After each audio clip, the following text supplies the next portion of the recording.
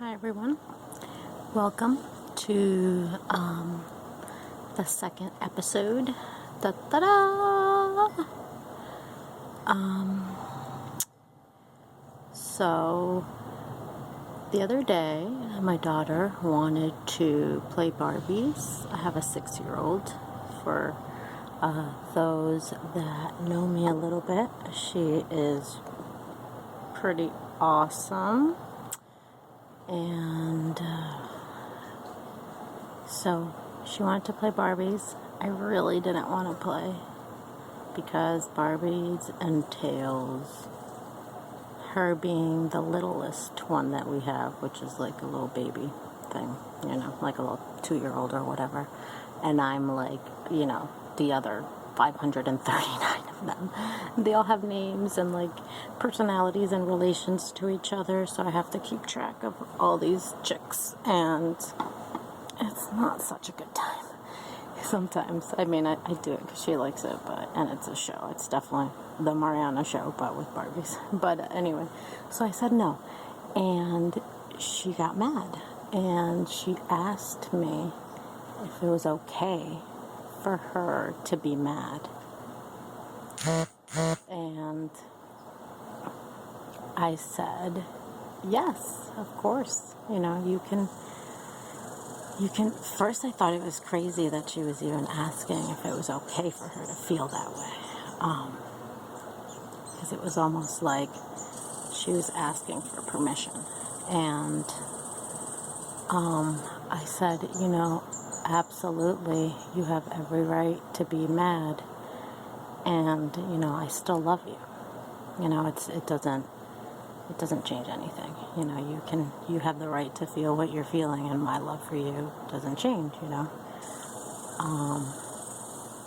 told her, it was like the air that you breathe, that you can't not breathe it, so that's kind of how my love for her was. And, so whatever, then the day moved on. But what I noticed for, myself in telling her that is, it made me ask myself, did I get that message growing up as a kid? And I didn't, for sure. Her love was very conditional. It was based on you doing X, Y, and Z. And if you stepped out of line, you could lose that love temporarily till you got back in line. So, it was interesting for me to realize that I never had permission to feel that way. And that, and it made me realize, too, how simple it is for us when we see a child to say, of course, obviously, you can feel mad, It's like a no-brainer, but, do we have that feeling towards ourselves? Do we allow ourselves to feel angry and have it be okay without consequence or judgment or abandonment, punishment, without losing love? Do we give ourselves what we give others, and what we would give to a child? Do I treat myself like I treat my daughter? And in my light, when I'm the best parent that I can be, I'm giving to my daughter what I never had, what was never given to me.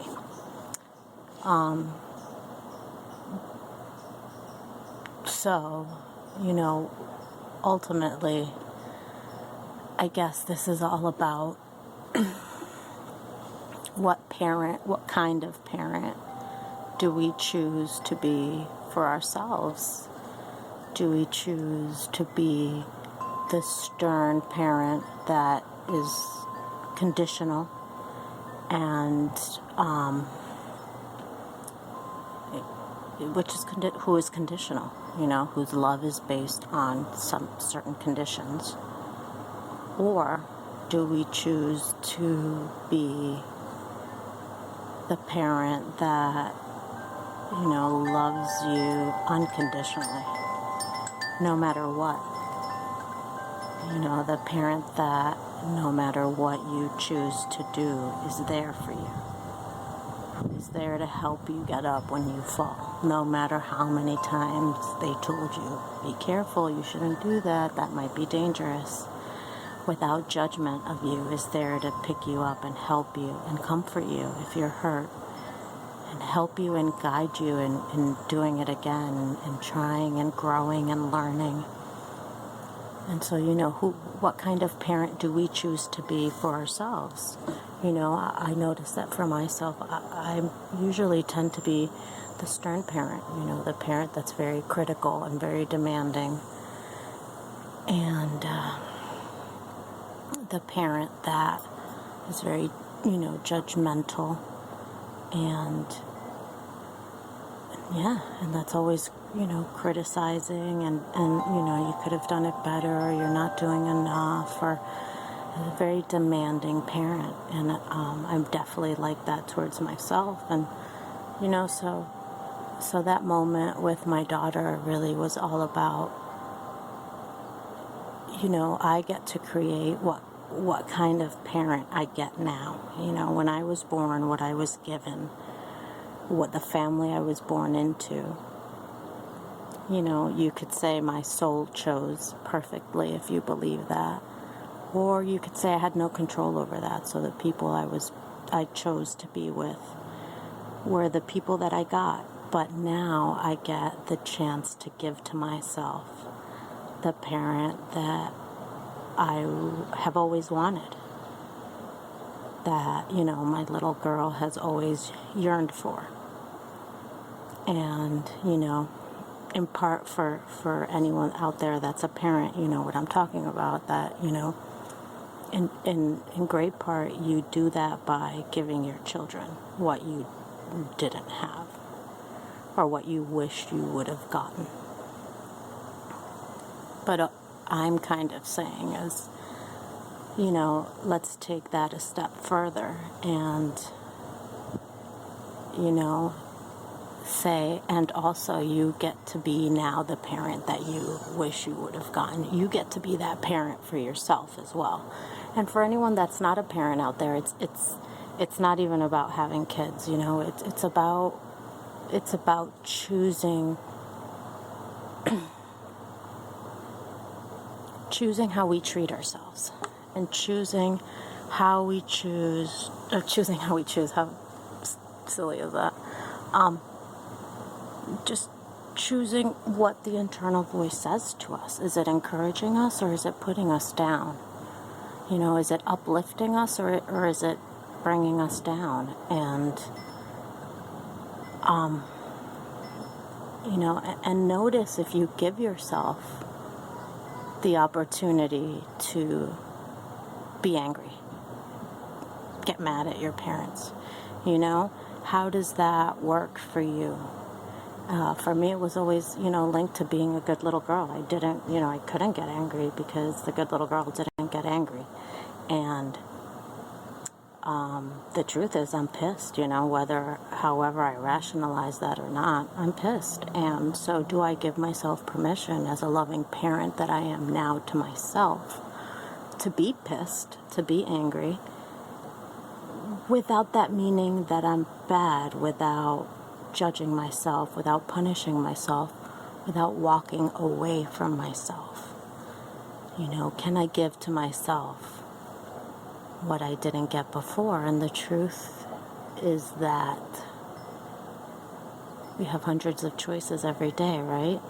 So I can't choose that. I can choose that at any moment, and anybody can choose that at any moment. And so I guess my question for you would be, to look inside yourself and just notice if any of this resonates with you, and